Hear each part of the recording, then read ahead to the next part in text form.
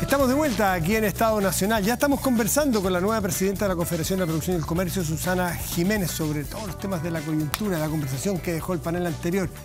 Vamos a bajar dos cambios aquí en la tranquilidad. Susana, buenos días, buenas tardes, ya gracias por estar aquí con nosotros un domingo. Encantada, Matías. Y bueno, y desear a como cualquier persona que toma un cargo de relevancia pública y responsabilidad, mucha suerte en lo que viene. Porque ustedes tienen un rol requete contra importante desde el diálogo, de aportar desde otra mirada al país. Así es que, bienvenida, primera mujer además en el cargo. Así es, primera mujer, ¿Qué implica 90 años. Mira, yo creo que es una responsabilidad grande. A mí me deja muy contenta de que las mujeres ocupemos todos los espacios, tanto en la alta dirección, en los gremios, en la política. Ese es el mundo moderno. Y yo siempre digo, podré ser la primera, pero ciertamente no voy a ser la última. La idea es que todas las mujeres y toda la sociedad sepa que estos son trabajos que podemos desempeñar con la misma pasión, con el mismo conocimiento, con el mismo compromiso, hombres y mujeres. ¿Qué ha cambiado para que una mujer pueda tomar roles de este tipo? Es el caso de la Confederación, pero también tenemos casos de ministerios que antes, en fin, de alta gerencia hasta presidencia. ¿Qué ha cambiado? Yo creo que es un cambio cultural. Se ha visto en el mundo desarrollado con más anticipación, obviamente, pero también en Chile. Y a buena hora, ¿no? Los talentos se distribuyen homogéneamente entre hombres y mujeres. ¿Estructuralmente Chile eso, ese cambio cultural? Yo pienso que sí, hay una acción, digamos, decidida por incorporar más mujeres en la alta dirección, pero además, y eso es lo más importante, el cambio cultural desde la corresponsabilidad, desde cómo se involucran también los padres de familia, no solo el cuidado de los niños, las mujeres suelen tener también mucho más responsabilidad del cuidado de los adultos mayores. Y por lo tanto, en la medida que se van complementando esos roles, van también dando la oportunidad que en todos los cargos, medios, altos, puedan participar también mujeres activamente. Falta, por supuesto, tenemos una tasa de ocupación femenina todavía bastante baja, no solo menor que la de los hombres, sino que también baja en términos comparados. Susana, ¿qué freno ves hoy día para que esto sea? Porque tenemos SOFOFA, mujer, CPC, más la gerenta nueva de CPC, mujer, Cámara de Comercio de Santiago, me parece, mujer, etcétera. Uno dice, ya, listo, esto ya aprendió, esto anduvo, ya caminó. ¿Qué falta? ¿Dónde hay un freno para que las mujeres se integren en plenitud? Yo creo que hay que trabajar en todos los niveles, y por eso te decía, el cambio cultural es muy importante, porque la maternidad es cuando uno es joven, que también es donde tú te estás desplegando laboralmente y profesionalmente, y por lo tanto, en la medida que eso sea más compartido, lo facilita. También lo facilitan las políticas internas que tienen las empresas o que tiene el sector público, y también las políticas públicas, o sea, el que todavía no logremos ponernos de acuerdo en una ley de sala cuna que termine con esta discriminación negativa hacia las mujeres, producto de que se les carga el costo de la sala cuna a la contratación de mujeres, la verdad, francamente, es incomprensible, y tenemos que avanzar en esa línea. 20 años llevamos discutiéndolo y habiendo consenso en el diagnóstico, es realmente increíble que no hemos podido aún cerrar esa discusión. Terminó la semana pasada no solamente con ya la elección tuya en la CPC, sino con un IPOM del Banco Central que dejó, lo conversamos con el ministro Marcel recién, cifras bien preocupantes. Algunas de ellas inversión, cae del 0,8 al menos 0,8 al menos 1,3% la inversión esperada. Inflación que va a ser del 5% según el Banco Central. ¿Cómo lo están viendo ustedes? Sí, bueno, efectivamente constatamos un deterioro en las proyecciones en el último informe de política monetaria del Banco Central, algo que ya veníamos previendo de alguna manera, pero claro, uno ve ajustes a la baja en todo menos en la inflación que sube, ¿no? O sea, todo en la dirección que uno no querría. Y eso es preocupante primero porque, como tú bien dices, se constata que la caída en la inversión es mayor de lo presupuestado. También se constata una desaceleración del consumo y, por lo tanto, una proyección del crecimiento económico que se mantiene en niveles relativamente bajos. El Banco Central hablando de 2,3%, yo creo que incluso podría ser 1 o 2 décimas menos que eso. Y proyecciones de largo plazo, o sea, de aquí a los próximos 10 años, que también están por debajo, en este caso, 2%. Entonces, Por supuesto lo vemos con preocupación. Si eso le sumamos las mayores presiones inflacionarias, significa que además el Banco Central probablemente va a tener que tomar un poquito más en calma la rebaja de tasas de interés, lo cual le pega, por supuesto, a todos en su acceso al financiamiento. Así que lo vemos con preocupación y esperamos que haya creciente conciencia de cuán importante es reimpulsar el crecimiento económico, porque eso redunda en las oportunidades y beneficios de las personas. Claro, empleo, etc.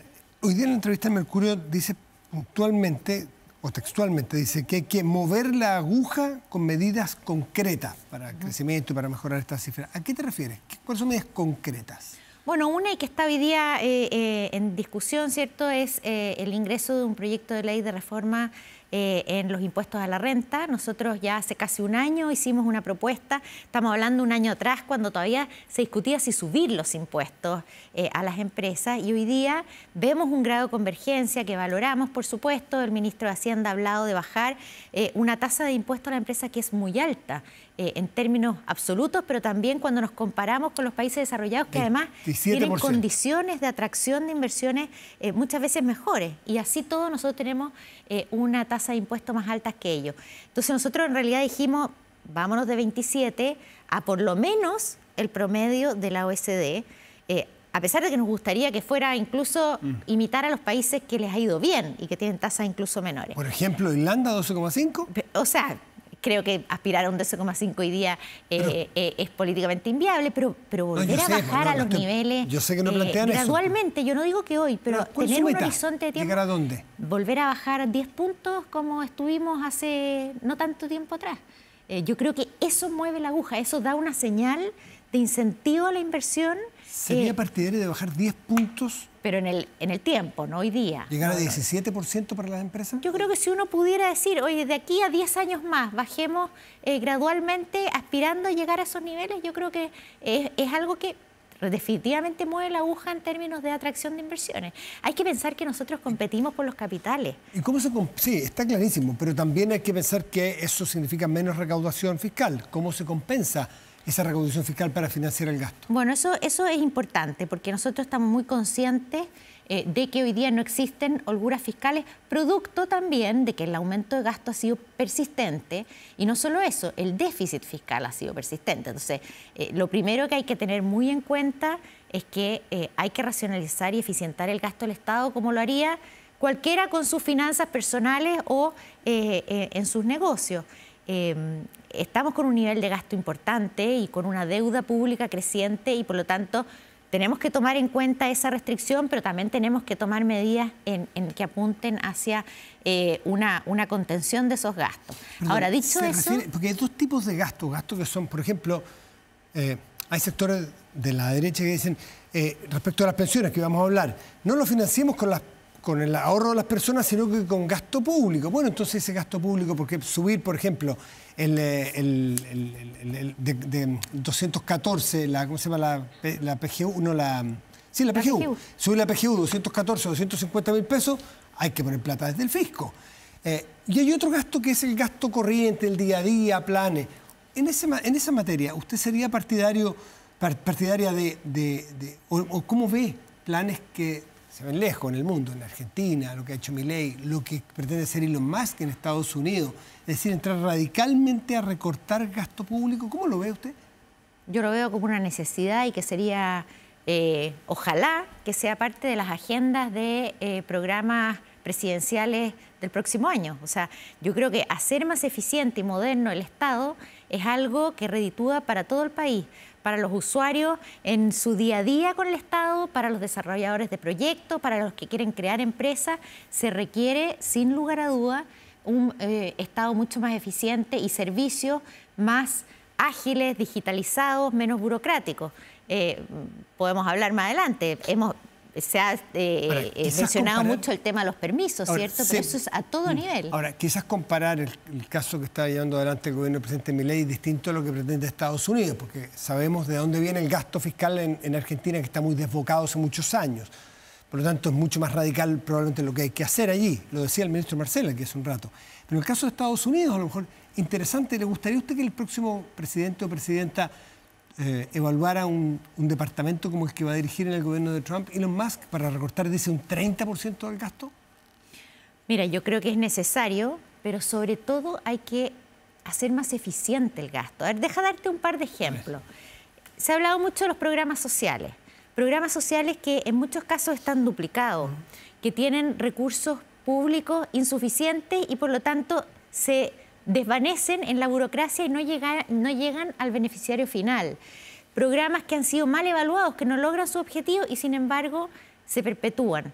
Entonces ahí tienes un área que sin lugar a duda una buena reingeniería sería... ¿Cuánto calcula usted que podría reducirse ese gasto o recortarse ese gasto? Mira, no me voy a aventurar con un número, pero ciertamente más que el 0, algo que se propuso en algún minuto a raíz del pacto fiscal, porque un Estado que gasta más de 90.000 millones de dólares, no me cabe duda que tiene mucho más espacios de eficiencia que eso. Dejarte más ejemplos, licencias médicas.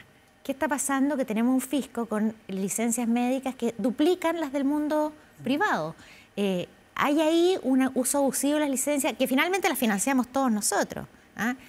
Evasión del Transantiago. Bueno, ¿cuánto realmente nos hacemos cargo y cuánto hemos normalizado que todavía hay un porcentaje importante de gente que no paga el transporte público? Entonces, informalidad, evasión, o sea, hay tantos espacios donde uno debiera buscar recaudar más y no insistir en que paguen más los que ya hoy día pagan, que es un universo, particularmente en el impuesto a la renta a las personas, que es bastante acotado, de nuevo, en términos relativos. Susana, recién...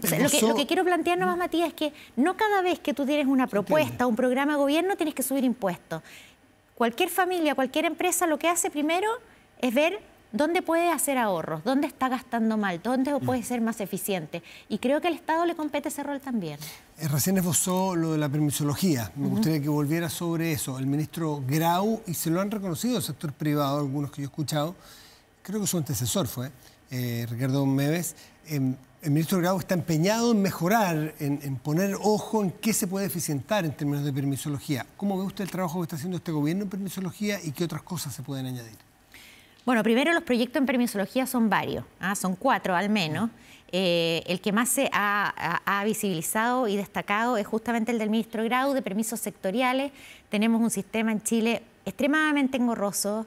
Un proyecto de inversión puede tener que sacar cientos. El otro día salía, ¿no? Esta línea de transmisión, 5.000 permisos, o sea, es la locura. Y por lo tanto, nosotros hemos sido muy favorables a que ese proyecto avance. Probablemente no va a ser suficiente. Hay todavía probablemente un proyecto de permiso 2.0 que hacer, que va a ser racionalizar, ver cuáles permisos son necesarios y cuáles no. Pero sí, ciertamente esto es un avance en cuanto a que se ordenan, se digitalizan, se van a poder ver en línea, van a ver silencios administrativos, incluso dentro del sector público. O sea, si un servicio necesita información de otro, no puede ser que eso demore meses y ralentice todo el proceso de tramitación del proyecto. Entonces, lo vemos con buenos ojos, así lo hemos manifestado. Creemos que hay perfeccionamientos todavía posibles, pero eso ha avanzado en la buena línea. Ahora, si no es el único proyecto, hay otros que también se requiere y que el Ejecutivo está trabajando en ello. ¿En permisología? En permisología, porque está el Consejo de Monumentos Nacionales, que también ahí se está avanzando, descentralizando las decisiones. Cualquiera que haya desarrollado un proyecto importante sabe que en Chile es tremendamente complejo el proceso, te paralizan las obras por años y por lo tanto... ¿Leyó Mario Weisblut?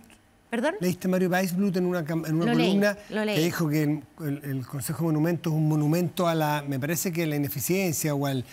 O sea, hoy día es un cuello de botella enorme. Dice que hay un cartel ahí dentro que paraliza los proyectos. Bueno, el cartel dice que, me parece que de los arqueólogos. De los arqueólogos, porque hoy día por la forma en que se tramitan esos permisos, tú dependes estrictamente de que los arqueólogos sean como los titulares de las solicitudes de permiso. Eso se descentraliza con las indicaciones que se están tramitando y por lo tanto creemos que eso puede ser un mecanismo de agilización. Esos aspectos nosotros, por supuesto, los apoyamos, creemos que van en la línea correcta. Hay otros que son perfectibles, sin lugar a dudas, pero es un tema hoy día para el desarrollo de proyectos, sin lugar a dudas. Y sobre todo, perdón, Matías, No es solo el trámite de permisos, ¿ah? Hay países que también no tienen un sistema tan engorroso como el nuestro, pero que tienen un checklist, digamos, que tú tienes que cumplir. Y eso está bien, ¿ah? Está bien, y en la medida que tú puedas cumplir con todos esos requisitos, te den tu permiso.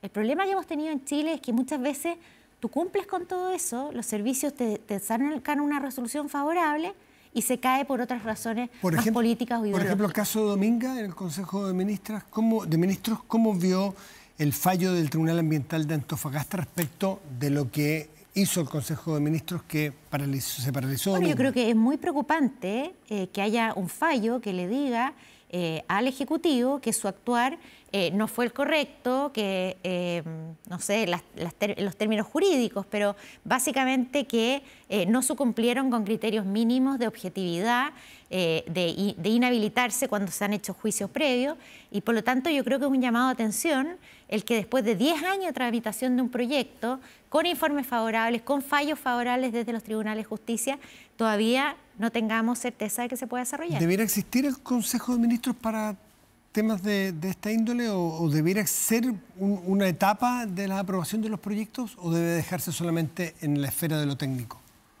Es súper discutible. O sea, en esto no hay una posición única, ¿ah? Probablemente si se transforma en un ente político que solamente hace así o así a los proyectos, no es buena idea. Pero también permite resolver discrepancias menores que no necesariamente deben judicializarse. Ahora, dicho eso, yo creo que un camino posible es eliminarlos, así como las instancias regionales que son más bien de conformación política, pero tampoco se puede tapar el sol con un dedo. Los proyectos grandes siempre van a tener algún grado de injerencia o opinión política, y ahí a lo mejor hay que pensar en sistemas algo distintos, que proyectos grandes tengan esas instancias políticas previas y después entre al mundo técnico, porque no sacamos nada, invertirlo, porque no sacamos nada con tener todo aprobado, todos los permisos, digamos, con un check, y que después por razones políticas se caigan, se pierden años, se pierden recursos, se pierde credibilidad y lo más grave de todo, se pierde certeza jurídica. Con la foto del momento, con el último fallo del Tribunal Ambiental de Antofagasta, ¿debiera aprobarse y empezar el proyecto de Dominga ya? O sea, en los tiempos que establece el proyecto mismo, no ya hoy día me refiero. A ver, yo creo que cualquier proyecto que ha cumplido con las exigencias ambientales y sectoriales debe ser capaz de salir adelante. Esto, más allá del proyecto concreto, creo que es muy importante la señal que damos como país de que la institucionalidad funciona, de que sea ojalá más ágil de lo que ha sido a la fecha y menos politizada. Quiero entrar al tema de las pensiones, porque en la entrevista que leí hoy día al Mercurio, una de las cosas que me llamó la atención es quizás a la única persona que he visto ponerle paño frío, que es bueno poner paño frío en las discusiones, pero todo el mundo está en que no, si es que sale ahora en enero, tenemos que esforzarnos, a lo mejor una semana más de tramitación, vamos a ver qué pasa en la comisión, estamos a punto en lo técnico. Y usted dice, démonos un año, algo así, o al menos yo lo leí, no importaría un año más. ¿Qué quiso decir con esto de un año? ¿Usted cree que no es urgente sacar ahora en enero rápido del Senado el proyecto de reforma a las pensiones para luego ir a la Cámara de Diputados y tener pronto funcionando un aumento en el ahorro 6 puntos más? A ver, yo nunca hablé de plazo, ¿ah? Simplemente sí entiendo que, por un lado, habiendo una creciente convergencia en el diagnóstico y una voluntad de acuerdo, es muy importante, primero, reconocer ese avance y, segundo, ver qué instrumentos son los mejores para resolver esos problemas que hemos consensuado que son los que tienen que resolverse. Entonces, por ejemplo, estamos, creo que mayoritariamente de acuerdo hoy día, de que se necesitan más ahorros, lo que significa subir la tasa de cotización, que vaya a cuentas individuales, eso va a fortalecer los ahorros de las personas y el mercado de capitales, que también tiene un tremendo impacto en las personas. O sea, cualquiera que está buscando créditos hipotecarios o financiamiento para sus proyectos sabe de qué estamos hablando. Entonces, primer diagnóstico, hay que subir la tasa de cotización y aumentar el ahorro en las cuentas individuales. Segundo diagnóstico compartido, que hay una situación de diferencia entre hombres y mujeres que no atiende a que las mujeres quieran ahorrar menos.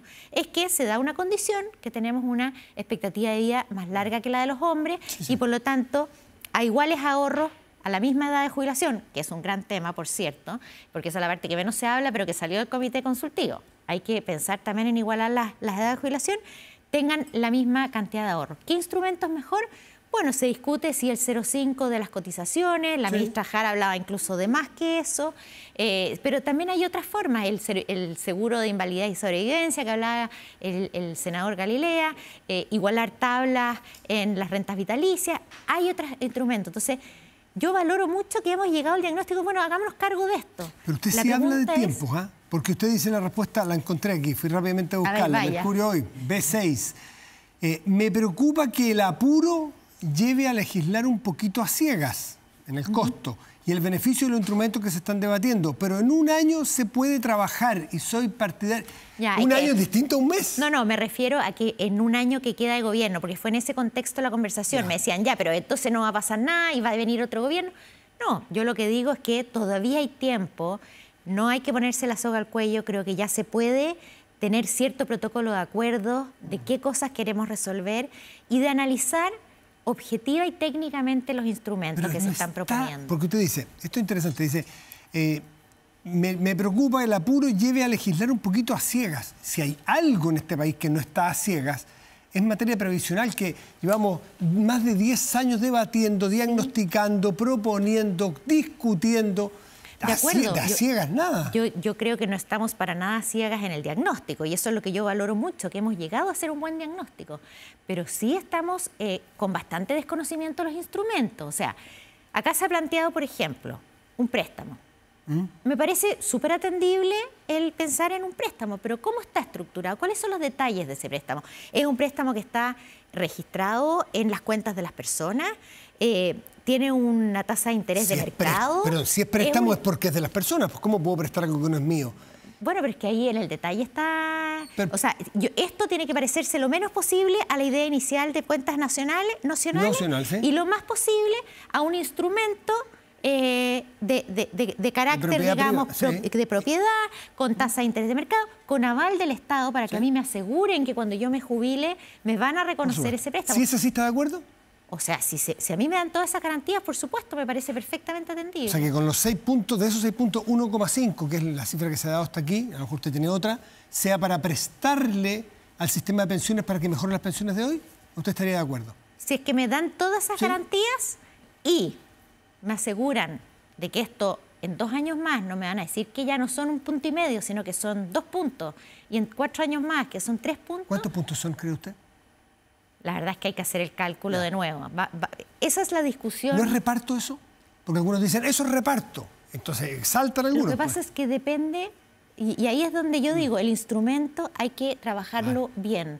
Podemos tener un buen diagnóstico, una buena idea de solución, pero es en los detalles donde esto puede transformarse en reparto o en un instrumento de inversión de rentabilidad. Usted dio los detalles que le darían garantía. Si se dan esas condiciones que usted misma nos ha señalado aquí, ¿no es reparto? Estaría de acuerdo.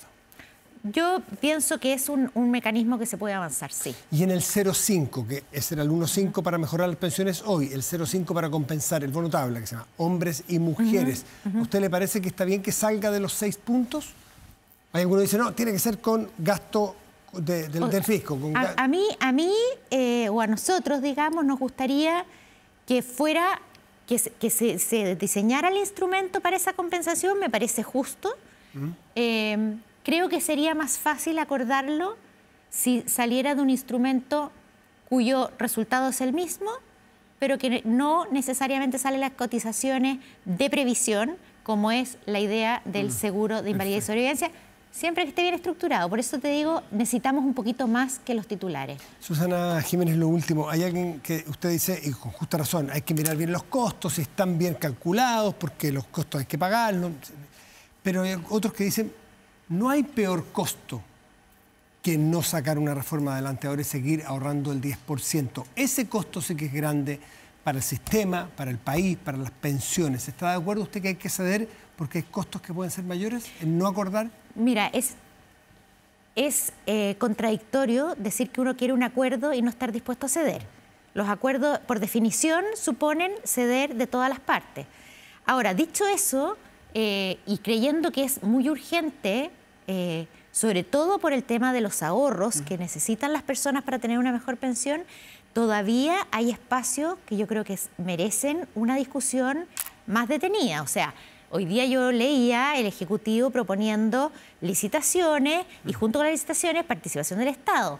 Bueno, ahí hay que cuestionarse si queremos que el Estado administre nuestros recursos a través de un sistema en el cual solo se compite por comisiones y no por un mejor servicio y mejor rentabilidad de nuestros fondos. Así que creo que todavía hay temas que tenemos que conversar. Susana Jiménez, nueva presidenta de la Confederación de Producción y el Comercio, gracias por estar esta mañana con nosotros. Muchas gracias a ti, un gusto.